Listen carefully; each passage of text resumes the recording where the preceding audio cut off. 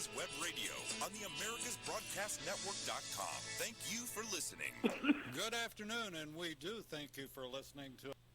Good morning, and welcome to America's Web Radio. We're certainly glad to have you listening in today, and this is time for David's Pick and also the Georgia Military Veterans Hall of Fame, and we have a veteran that was an 2014 inductee, the class of 2014, and his name is Ben Studdard Malcom, and he was inducted into the Hall of Fame for valor.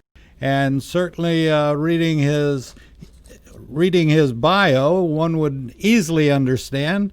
And Ben, good morning. Welcome to America's Web Radio. Well, thank you very much. Good to talk to you. I need to have your sound turned up just a little more. Well, yeah, you may have to do it on your end because I'm about as high as I can go on my end. You should have a button on volume control on your cell phone there. Yeah, I've got it on max. Well, this is about as high as I can go.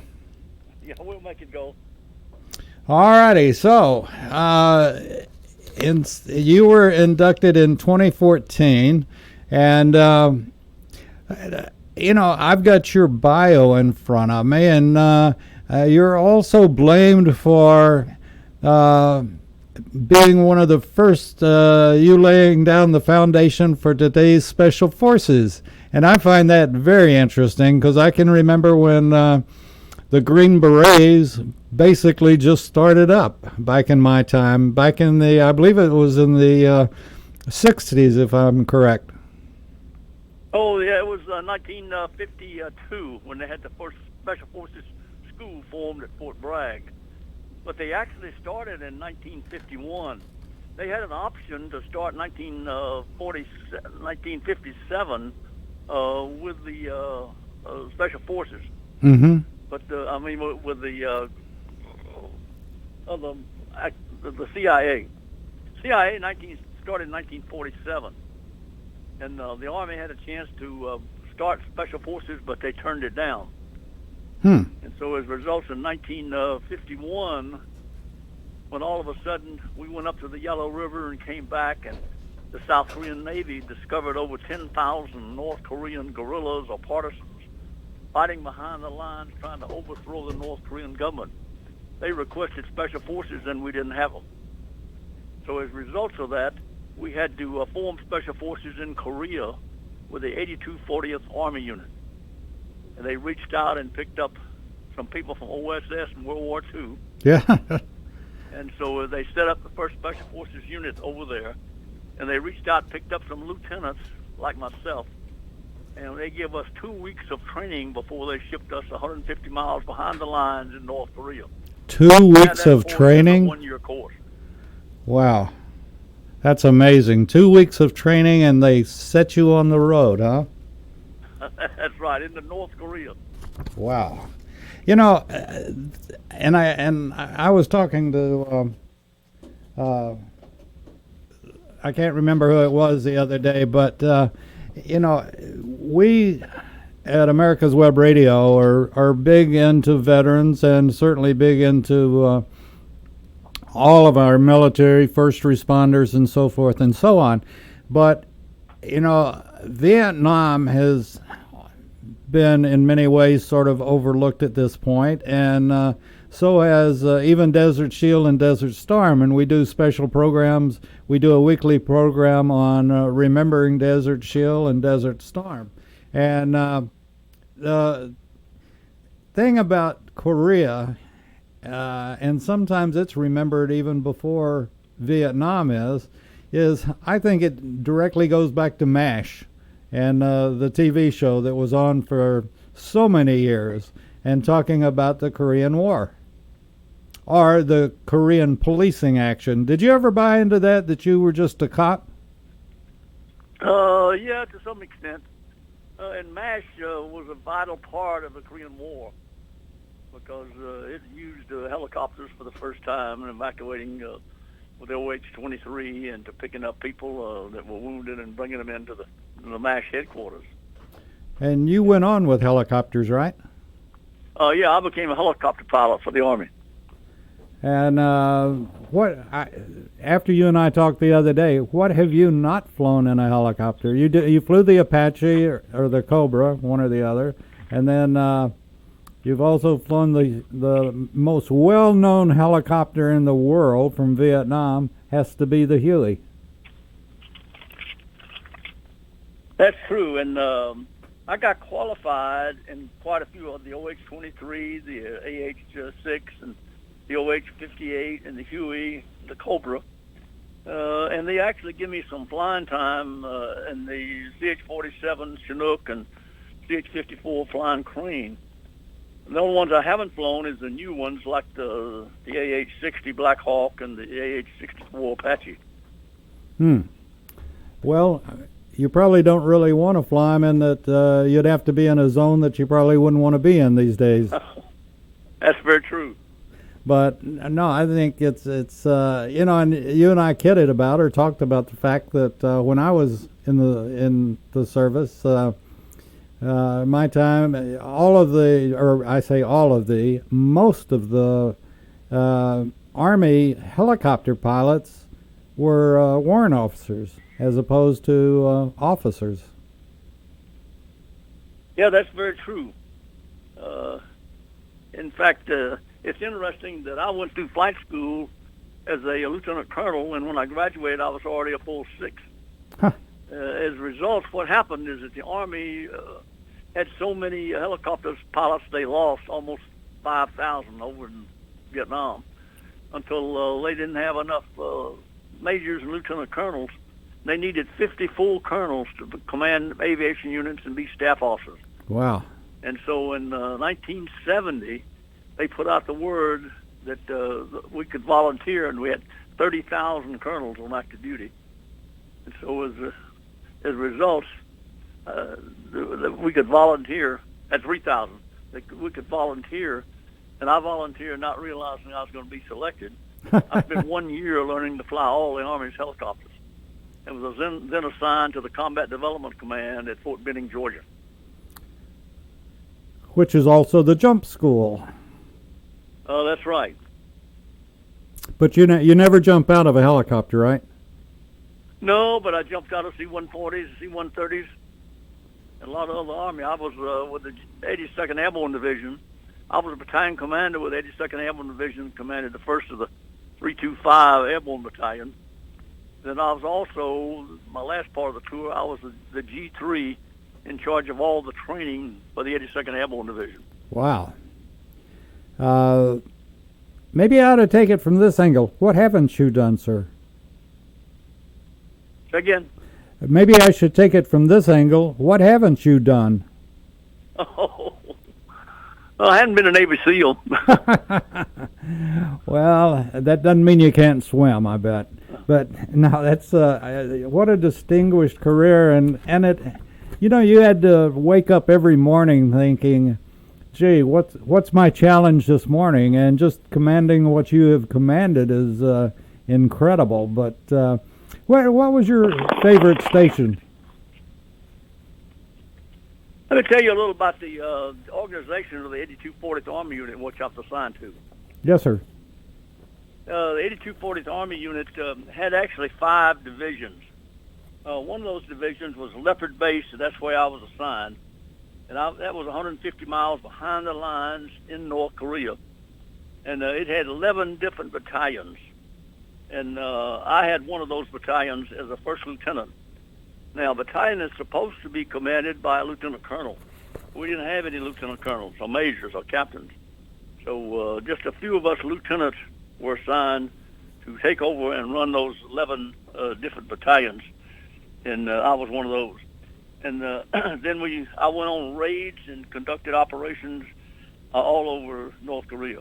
The second unit we had was Wolfpack, and it was down below Leopard Base, and it was connected with the front lines, and it was connected all the way with Leopard Base, 150 miles behind the lines.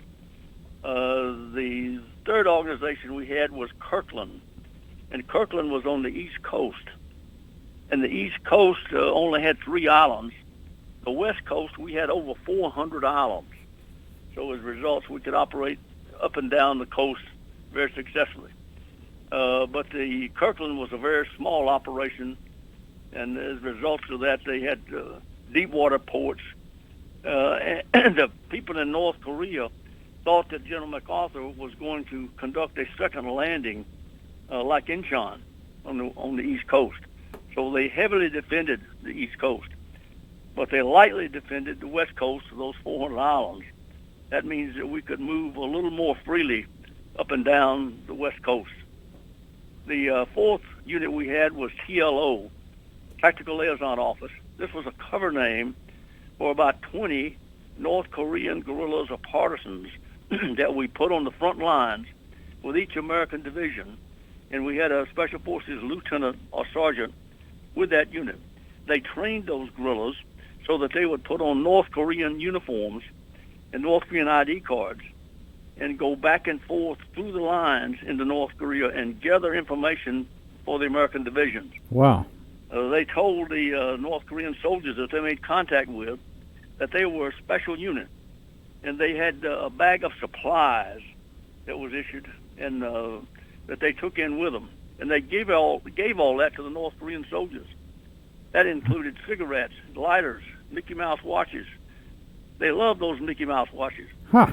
So as results, we run that operation for 2.5 years and was never compromised. Wow. So that was the type of operations that we were running in North Korea. You know, Just one example, the 3rd Infantry Division, G2, said, I've got a new North Korean unit and a Chinese unit, battalions that just moved into our front area. I need to know the name of those two units. Well, we sent a small team out in North Korean uniforms. Lo and behold, they'd painted the sign. On the front of the sign was a North Korean unit, and on the back of the sign was a Chinese unit. They simply stole the sign, brought the sign back, and gave it to the G2. You know, I feel like I'm sitting here, reincarnated Paul Harvey, and I'm hearing the rest of the story. Now, what you're talking about, I thought I knew a little bit about Korea, but I've never heard what you're telling us this morning, and I think everybody will be fascinated to learn what you're talking about.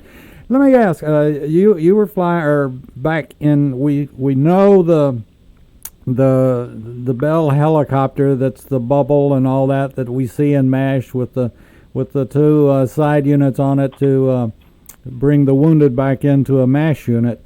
Was any helicopter used for as a gunship in Korea? No, not that I know of, but because they were very small, like the OH-23, so they just didn't have the capability to man any weapons on there. But well, let me mention the 5th unit sure. that we were part of, and that was Baker's section. That was our airborne operation where we dropped North Korean paratroopers into North Korea for special operations. We didn't have any radios that would reach that far or could issue. They didn't give us any radios. So lo and behold, we brought in 250 carrier pigeons out of Fort Gordon, Georgia. Then we ran a test. We took the first 10 and signed those to 10 of our guerrillas, and we attached canvas bags to the leg of those 10 guerrillas and dropped them into North Korea with those 10 pigeons. And we told them, when you hit the ground, the pigeon's got a plastic tube on his leg. Write us a note, put in that plastic tube, and send it back so we'll know where you are and what you're doing. Well, we didn't get any pigeons back. So it took about 10 days before the first guy wandered out, and we asked him, what happened to the pigeons? He said, we cooked them and ate them. He said, those pigeons are not going to fly back to Seoul. So as a result, we had to run that training program and realize that we had not explained properly how those pigeons were going to work. From then on, we put on demonstrations, and we got all the pigeons back with notes. That's funny. Ben, we're going to take a quick break, and we'll be back with Ben Malcom right after a couple of words. Whether cruising the strip in a 57 Ben, Chevy what do you think? or taking the family on a vacation in a 71 Oldsmobile Vista Ben. Cruiser, you need to Yeah. tune in to What do Classic you Cars think? with You Steve like this? Ronaldo and Jim Weber every Saturday from 8 to 9 a.m. on Say America's again, I Web can barely Radio. hear you. Hello. Do you like this? What do you think? Hello. Okay, I'll be back with you in just a short, okay? Okay. If your health insurance premium is more than your mortgage, Ellen Deal with Ideal Solutions is here to help. Whether you're a small business owner, individual, family, or baby boomer, email MAGA45CAG@gmail.com and I'll respond with 3 easy questions to help you determine if you can get away from Obamacare. As a 20-year veteran of the insurance industry, I'm here to help with all your insurance needs. Email Ellen Deal at MAGA45CAG@gmail.com. You're listening to America's Web Radio on the AmericasBroadcastNetwork.com. Thank you for listening. And we're going to be coming back with Ben and Ben Malcom in just about a minute. But I wanted to take this opportunity to remind everybody that Ben is part of it. And I want to remind everybody as we come out of this, whatever we've been in with the virus, and things start opening up more and more. One of the places in Atlanta you should definitely put on your calendar is the Georgia Military Veterans Hall of Fame. It's downtown in Atlanta, right across the street from the Capitol. And it's in the Sloppy Floyd building. And I can assure you that if you go there in the morning, you'll have a very delightful lunch. They have a great cafeteria in the building. And you'll have a good lunch, and you'll learn more and more about our real heroes that have served in many different wars, just like Ben and his experience in Korea and Vietnam, and he was inducted as for his valor during his service to our country. And as a country, we owe everything to, in my opinion, everything to our veterans and all of those that have raised their hands to serve and defend. So whenever you're in Atlanta, Georgia, as travel starts back up again, be sure and put the Georgia Military Veterans Hall of Fame on your list of places that you got to go and see. So with that said, we're going to welcome Ben back on America's Web Radio, and we're going to continue with his story of service in the military. So when you've been in Korea, you've you've had a group that has gone behind the line and ate pigeons, and that was they probably got tired of the World War II, square little boxes that the sea rations came in. So they decided to have something fresh. Would that be? We had some sea rations, no doubt about that. Let me mention the largest raid I had in North Korea. Sure. That raid was on 14 July 1952.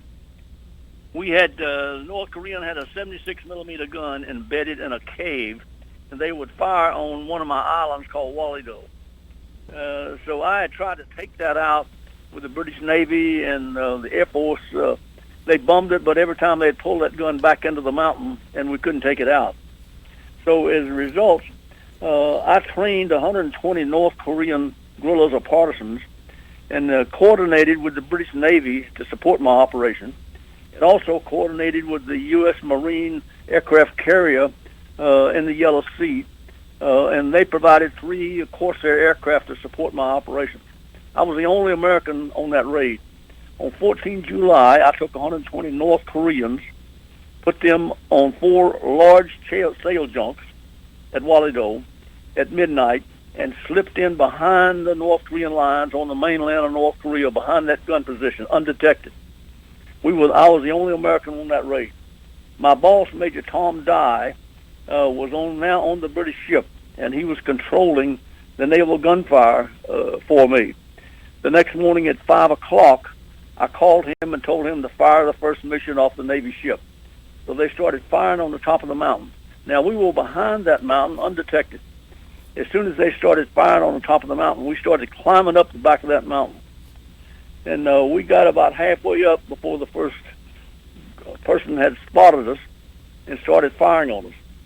I had 3 Marine Corsair aircraft orbiting about 5 miles out. I brought them in one at a time with rockets, machine gun fire on top of that mountain. No, And as a result of that, every time they'd come through, we'd climb another 50 feet. Ben, let's identify that Corsair, because I love that plane. But that was the Black Sheep Squadron, and that's what they flew, was a Corsair. And it was a most unusual design, in my opinion. But anyway, go ahead. I didn't mean to interrupt you, but it's sort of, for folks that aren't aware of what you're talking about, we like to sort of clarify it every now and then. You're right. After they made 3 passes, we were able to go into the top of that mountain, destroy that gun, and destroy the mountain, and blew it up. But then we got counterattacked. We had to fight our way back to the beach. Once we got back to the beach, we had another problem. We had 40 civilians from a local village saw the fighting and was trying to get out of North Korea on our boats. Wow. We could not take 40 civilians that would have swamped our boats. We agreed to take 10 and sent the other 30 back to the village. The British Navy and the Corsairs then supported us and got us out of North Korea. We brought out a large amount of weapons and documents, and we actually brought out 6 oxen that we'd stolen in North Korea, and they were attached behind one of our boats, bringing them out. We stole a lot of their cattle in North Korea to keep them from farming the rice paddies. I got a Silver Star for that operation. The we counterfeited their money in North Korea, unknown to most people. They actually shipped me up bales of counterfeit money that I distributed with my agents all over North Korea. We also robbed their banks, robbed their pay offices. I got several pictures where we had some money. We'd robbed the bank, stacked up on the table, and we were in the process of issuing that money to our guerrillas, where we would jump them back into North Korea. They would take that money back in and give it to the families and friends. They would spend it on the open market. It would flow back into banks, and we'd rob the banks again. That was the type of things that we were doing that was not covered. We were robbing the banks, robbing the pay officers, counterfeiting the money, and stealing the cattle. Did they ever figure out the counterfeit money? No, I brought back quite a few stacks and turned that over to the Special Forces School at at Fort Bragg, North Carolina. We actually, after about 6 months of reproducing that counterfeit money, you could hardly spend a 100 won note in North Korea. We had the right paper, the right ink, and we reproduced the 100 won note so well until you couldn't detect the difference between the original and the counterfeit. You know, again, the rest of the story. I've never. Let me ask, on the weapon that you took out, was a movie made of that at all, or did the History Channel do something on that weapon? I don't recall. The History Channel made a documentary film on my book. I got a book out, like you said, and the History Channel made a documentary film on the 21st of October. They announced the release of a 1-hour documentary film on my book, and it was shown on national TV on 6 November 2005, and it's still being shown on the History Channel. The book is White Tiger, My Secret War in North Korea. And we'll put... The name of that movie is Heroes Under Fire. The book is a true story about Special Forces and the CIA operations in North Korea during the Korean War. We were a joint operation with the CIA in North Korea. And as a result of that, Major General John Sinlob was one of my bosses. He was a major when I was a first lieutenant in North Korea. He was the CIA station chief in Seoul, Korea. As a result of that, I was working for him and with him. He wrote the foreword to my book, and so you can read some of the things comments he made during that period of time. Well, if you'll send me a copy of the cover, we'll put it in our library and tell us where the people can get it and how they can get it and whether they can get the electronic version of it or buy it at Barnes & Noble or wherever, and we'll be glad to publicize it for you. Oh, that's great. The book is available on Amazon.com, and it's also a Kindle book. Okay. Well, we'll start promoting it. Send us a cover and email me a cover picture of it, or a picture of the cover, I should say. And okay, so you're flying around in helicopters. In Vietnam, that was the first real gunship experience, right? And they a lot of folks converted the Hueys into a gunship, and it was basically a guy hanging out with a 50 caliber, right? Yep, that's right. And today we've gone much more sophisticated, and the helicopters can do things that that I don't think people believe they can do. And physics says they can't do that, but they do them. Very true. Tremendous capability. Yeah. Do you feel like, I guess, Korea really was... Do you know of anybody during the Korean War that said we should use these for offense as opposed to just defense? And then there was a transition over, and you had to be right in the middle of it when they did take the medevacs, the Hueys, and then started using the Hueys for gunships. And when in that period, did they start converting, or do you think that somebody at some point... I think you're hitting your telephone buttons there, sir. Okay. Can you hear me? Yeah, I can hear you fine. Okay. Were you able to hear my question about converting over from just medevacs to... and by the way, we always salute and appreciate... I believe you're still hitting your keys on your telephone there, sir. No, I'm not. I got it laying down and not touching it. Huh. Well, maybe your cat's doing it. I don't know. No. Anyway, the conversion from the medevacs from a defensive to an offensive mode. When did you really start seeing that in Vietnam? Oh, it was probably around 1960, 66. I was in Vietnam in 1964, 65.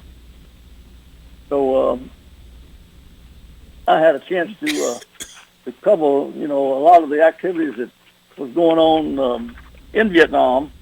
I landed in Saigon in September 1964 and was assigned to the 23rd Vietnamese Division at Vimy Tuet, which was about 150 miles north of Saigon.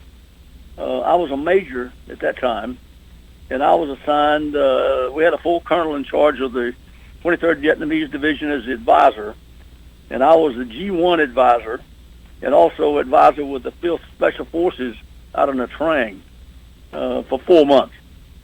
I'd been there about 4 months, and Major General Sternberg, the J1 at MACV, showed up for a briefing. And so us 4 majors, G1, 2, 3, 4, and the colonel gave him a briefing. And after I finished telling him what I was doing, he said, "Pack your bags. You're going back to be my exec."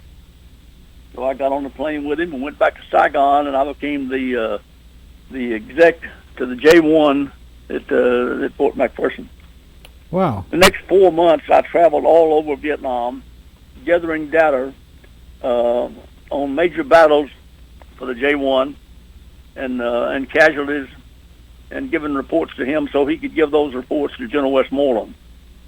I would fly into some areas and take fire going in my helicopter, and actually use the helicopter to evacuate wounded out of the area and tell them to make sure you remember where you left me and pick me up, and they did. The next day I might be back in Saigon, taking life easy, sitting on top of a hotel, drinking a beer beside the swimming pool and eating steak. And then 3 days, the best tour I had was they assigned me up to do an evaluation on the 5th Special Forces in the Trang. And they said, while you're up there, you can stay in General Westmoreland's house. Wow. We've got a house reserved for him up there, and it's got a cook and a caretaker. And so I stayed in that house, and I enjoyed that 3 days, very much. Oh, I bet. As you and I, well, I'll express my opinion. During Vietnam, I thought General Westmoreland really got the short end of the stick, you might say. I thought he was a great commanding officer, and I questioned back then, and I still question whether he was. He could have done more had he had a free hand to do it, in my opinion. But that's a E5 grunt's opinion, so we'll know exactly where we're standing. Yeah, I really enjoyed talking with him. I met him several times. I was going to the Air Force War College, and he was a guest speaker up there. I had a chance to talk with him in a lot more detail after Vietnam. So, and I really enjoyed working with him, and he was a fantastic individual, and I thought he was doing a good job considering the amount of pressure and the controls that was placed on him for doing that job. Yes, sir. We're going to take another quick break. We'll be back with Ben Malcom, Colonel Ben Malcom, Colonel retired, and right after this. Get your pen and paper ready. If there's a move in your near future, I'm here to tell you that the folks I used and now recommend is Around Town Movers. Timothy and the guys recently moved me, and I am and was totally satisfied with a sometimes not so fun experience moving. Call Timothy at 770-378-4708 and make it a good move and a good experience. Around Town Movers for that local or cross-country move. Timothy, Around Town Movers, in my opinion, are the best. That's Around Town Movers. Call them. My name is Kyle Hayes, a motorsports student at Alfred State College. Every year, Alfred State students compete in the Great Race, which is a cross-country time endurance rally for vintage vehicles. As you can imagine, it's pretty costly. I'm asking for your help. Your donation can make it possible for these students to live their passion and promote the vintage automobile industry. Please visit our site at give.alfredstate.edu and search Great Race to learn more and help us reach our goal. Thank you. You're listening to America's Web Radio on the AmericasBroadcastNetwork.com. Thank you for listening. And we're back on America's Web Radio with our special guest, Ben Malcom, Colonel, retired Ben Malcom, and Silver Star recipient, and also an inductee into the Georgia Military Veterans Hall of Fame. He was inducted in the class of 2014, so about 6 years ago. And let me ask you, Colonel, what did it mean to you to be inducted into the Hall of Fame?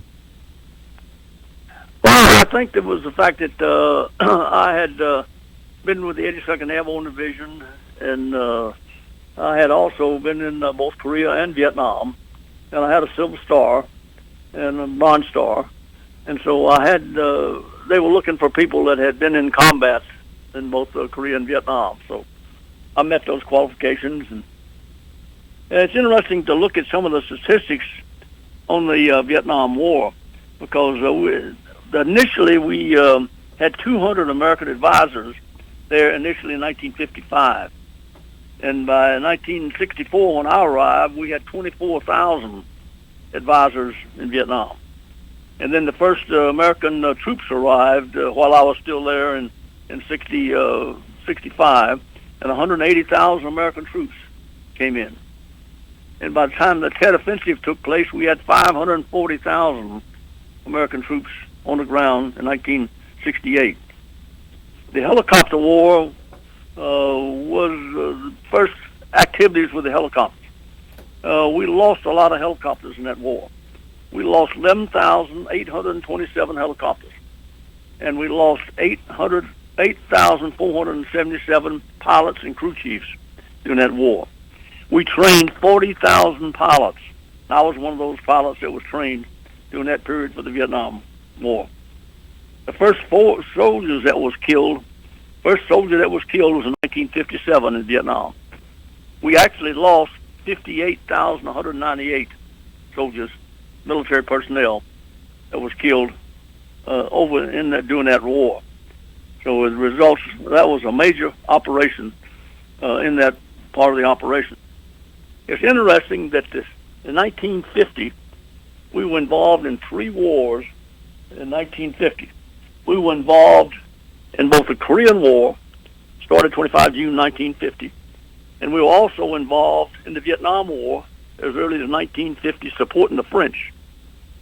And we were also involved in Tibet, in supporting Tibet. The Dalai Lama requested our assistance, and we sent in special forces in the CIA as early as 1950 to be able to support. So those were the 3 wars that we were involved in. The CIA went into the airline business in 1950, approved by President Truman, but he did not notify Congress.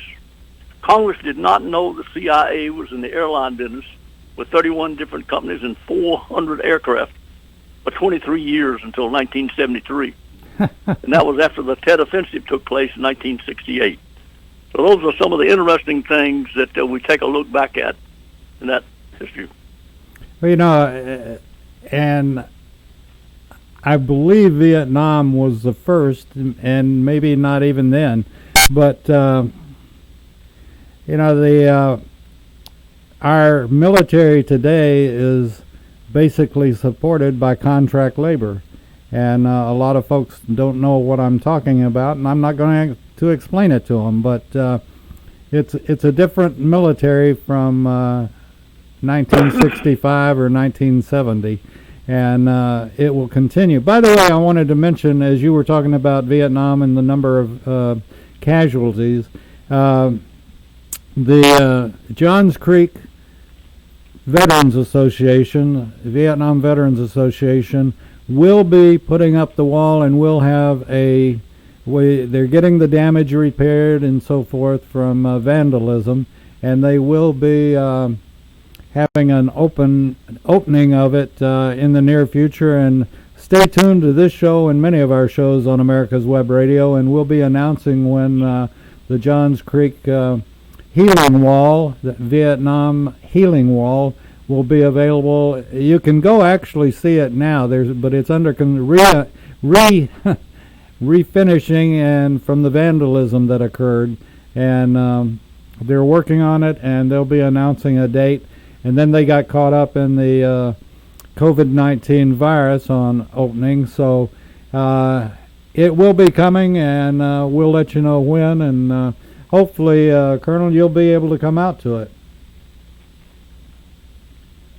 There's some interesting comments on the MiG-15 that you may be interested in. Okay, sir.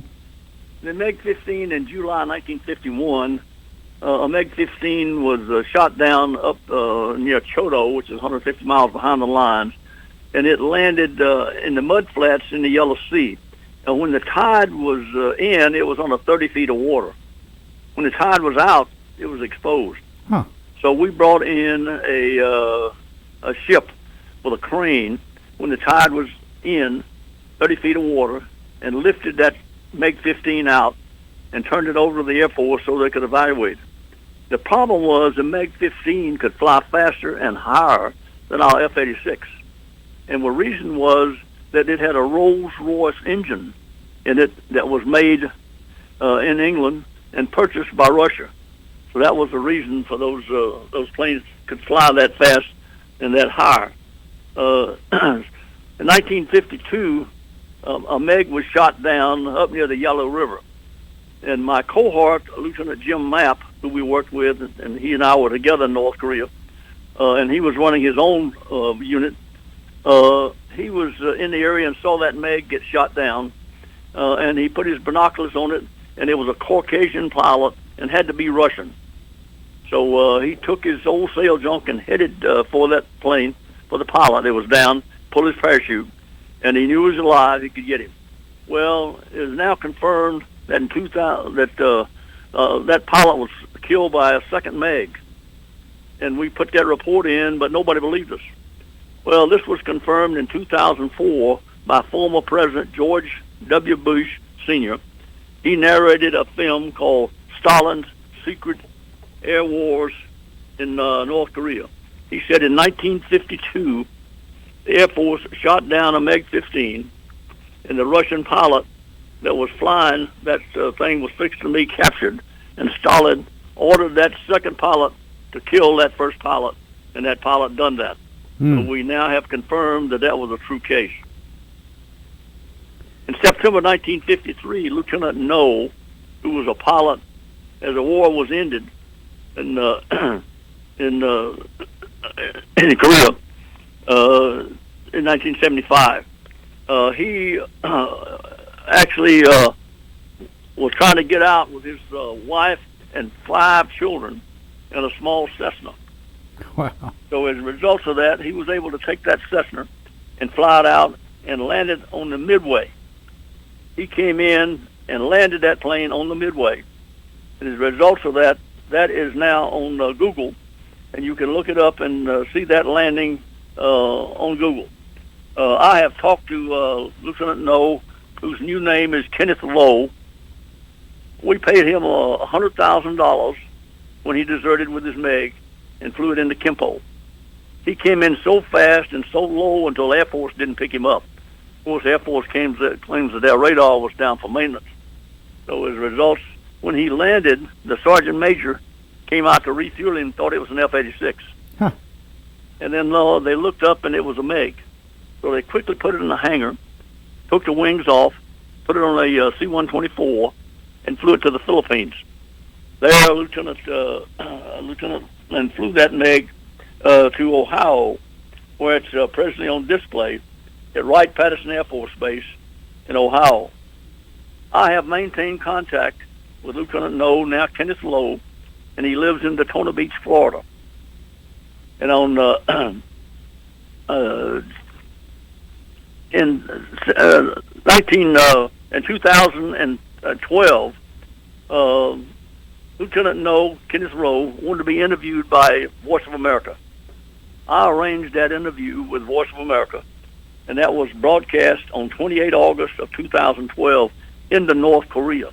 Huh. South Korea listened to that broadcast and said it was very effective. I have talked to Kenneth Lowe many times in South Korea and in South Florida, and so he is in good shape today.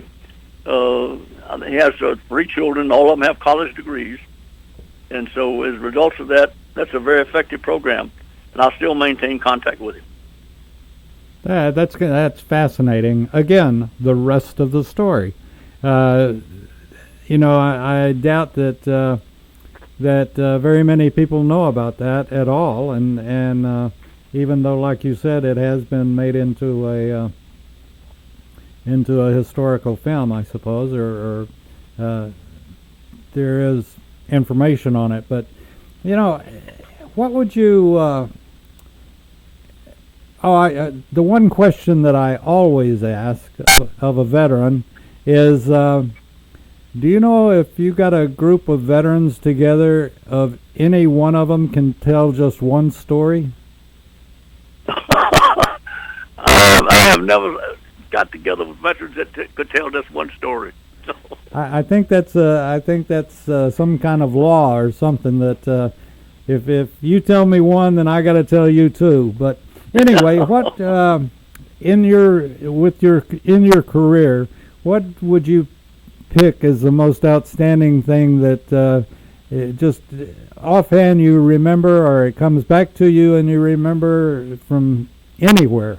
You may be under a circumstance or something like that, and something flashes back that you remembered from Korea or North Vietnam. Is there one thing that you'll just never forget? Well, story very recent.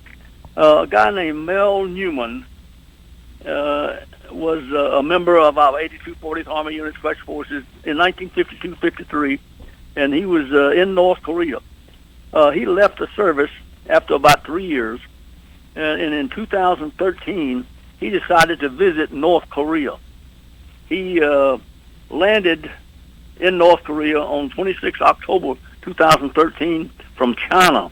That's where he had to go to get into North Korea. He started looking for some of his former North Korean guerrillas or partisans, and it didn't take long before North Korea quickly identified him as being a part of our Special Forces team, and they locked him up.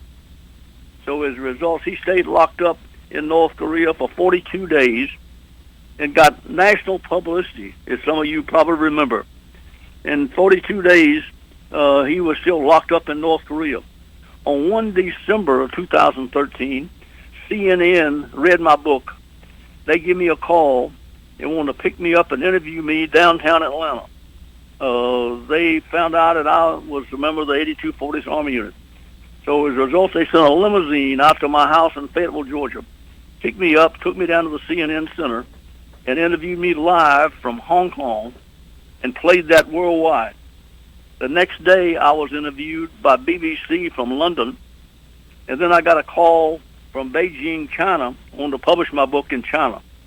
So as a result, Mel Newman was released from North Korea 7 days later, and we really don't know why because it was never been announced, but our sources think that China was responsible for that release because Mel Newman's worldwide coverage was getting too much adverse publicity for China and North Korea, and they told North Korea to get him out of North Korea now, and that's what happened.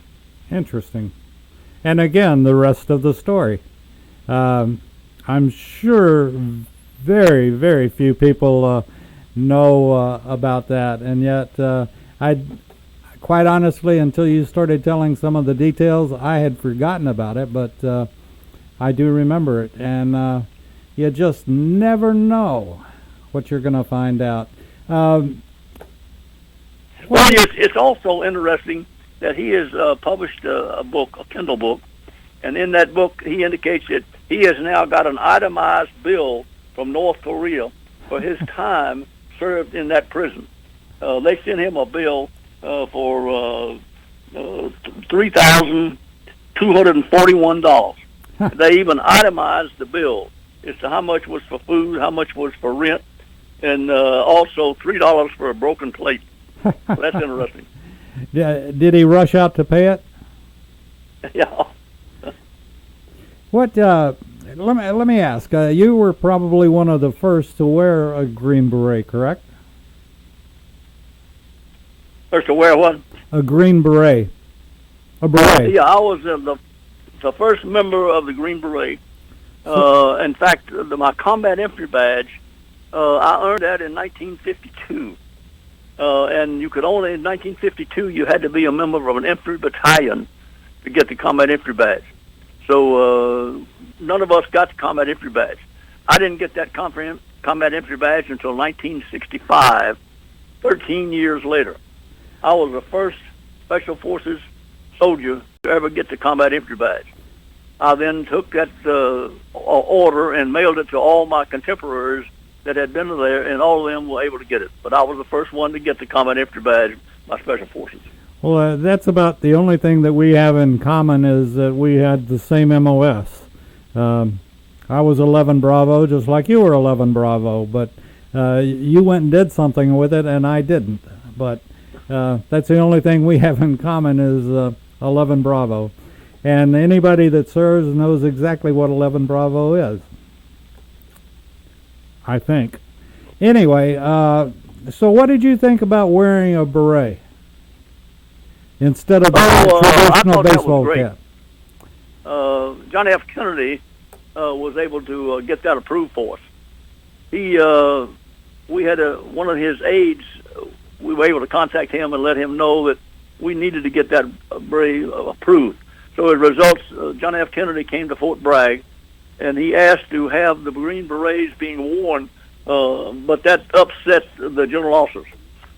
So as a result of that, when that happened, then that actually authorized and got approval of the Green Beret for wear from then on. And the blue braid, or light blue, baby blue braid?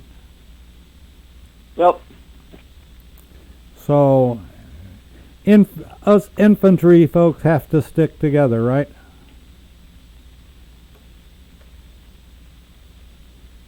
Anyway, going on. What do you think of today's military? Back when you were in, we still had part of the draft, and then we started the lottery, correct? Yeah, and we've got some sharp people in the military now. The only problem over in the Middle East, we have so many of those people that have 5, 6, or more tours over in Afghanistan, Iraq. I teach at Fort Bragg. I've taught up there probably over 30 times at the Special Forces School. They initially, when our book came out in 1957, they invited me up as a guest speaker just for one tour. And so when I went up and gave that talk, after that they said, we need to bring you back. So I've now been up over 30 times to teach at the Special Forces School.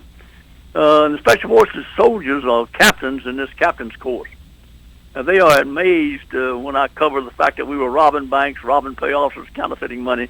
They said, we can't do that now, and that's true, because we were trying to destroy North Korea, and yet here they are trying to put Afghanistan and Iraq and those countries back together again.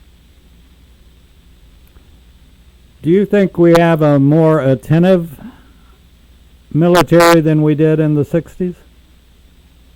I think our military is a lot better than most people suspect. I am very impressed with our military. When I teach at Fort Bragg, it is just amazing to watch these guys operate and to understand just how sophisticated they really are, and to watch and see what kind of shape they're in.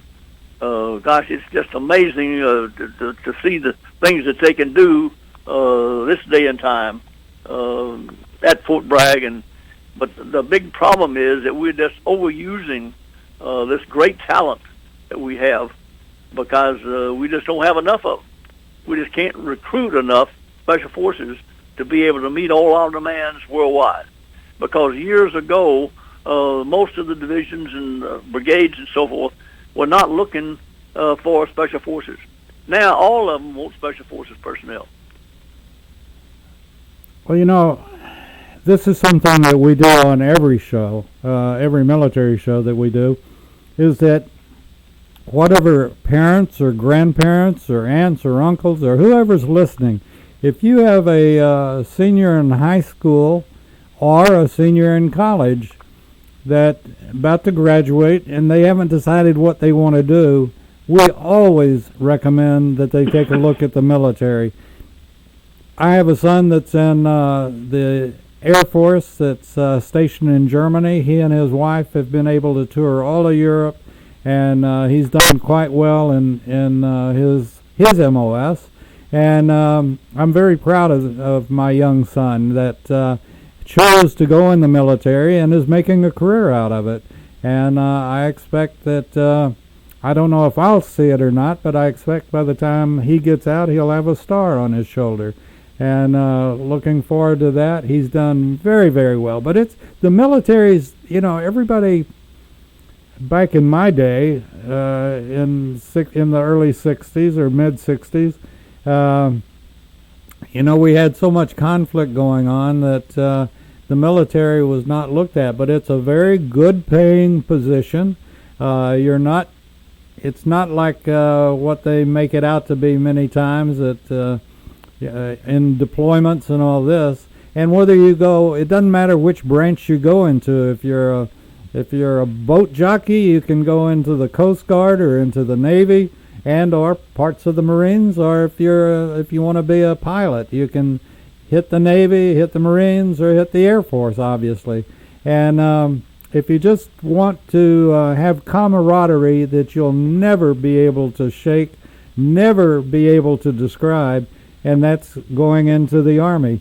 And as mentioned many, many times, is that the military, in my opinion, is the biggest fraternity and sorority in the world. And it doesn't matter what branch you serve in, if you've served, you have the respect of someone else that served. And It's a great place to be. It's a great feeling to know that you have served your country, and this is the best country in the world. And to give 2 years or 3 years or 6 years or 30 years, 20 years or 30 years, you'll be like Ben, and you'll be... I couldn't guess how many flags Ben has in his house, but I bet it's more than one. And it's a great feeling. Wouldn't you concur, Ben? Yeah, one more comment on the 8240th Army unit that I was in Korea. We actually grew that unit. And when I first went in, we had 300 North Korean guerrillas, partisans. When I left, we had 800 in my battalion. And we, out of the 21 different battalions, we actually ended up with over 22,000 North Korean guerrillas trying to overthrow the government of North Korea. When that war ended in 1953, some of those disappeared back into North Korea. Some of them came out and went into South Korea. Some of them went to China. But we actually had over 10,000 came out and went into South Korea. Now 5,000 of those are still alive, and I communicate with them by email probably about once a month at the present time. Back in 2016, I had a total of about 4 interviews with MBN TV out of South Korea. They would fly a film crew in from South Korea into Atlanta, Georgia, and interview me here and take that film back and show it to about 20 million people in South Korea. I had an email that I'm looking at right now. It came in to me on 14 April 2016. It said this morning, actually on 15 August, it said this morning, TVMBN aired your 1-hour program on national TV.